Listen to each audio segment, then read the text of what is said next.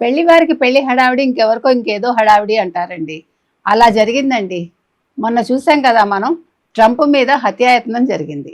ఒక వ్యక్తి గన్ తీసుకుని ఆయన మీద కాల్పులు జరిపాడు. లక్కీగా మీకు సీక్రెట్ ఏజెంట్స్ కావచ్చు, పోలీసులు కావచ్చు వెంటనే స్పందించి వాళ్ళందరినీ కాపాడడం జరిగింది. మీరు ఆ విజువల్స్ చూసే ఉంటారు. జేడీ వ్యాన్స్‌ని అయితే ఇట్లాగా కోటు పట్టుకుని గుంజి మరీ వాళ్ళు తీసుకెళ్ళటం జరిగింది. అందరినీ కూడా ఎంత హడావిడిగా వచ్చి వాళ్ళు ఊహించని రీతిలో వాళ్ళందరినీ కాపాడారు.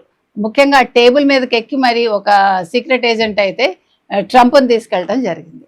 సో ఇవన్నీ జరిగాక మీరు తర్వాత ఏం జరిగింది?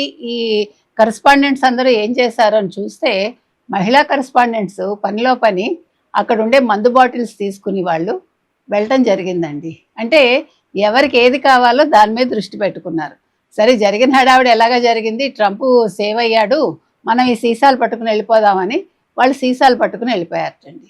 మీరు చూస్తూ ఉంటారు కదా, ఇప్పుడు చాలామంది పెద్ద పెద్ద నాయకులు చనిపోయినప్పుడు ఏం చేస్తారు, కొన్ని అల్లరి మూకలు ఉంటాయి. వాళ్ళు గబగబా మొత్తం ఈ షట్టర్స్ వేసేస్తారు కదా షాప్స్, వాటిని అన్నిటిని పగలగొట్టి అన్నీ దోచుకుంటారు. ఏటీఎంస్ దోచుకుంటారు, లేకపోతే టీవీలు దోచుకుంటారు, కంప్యూటర్స్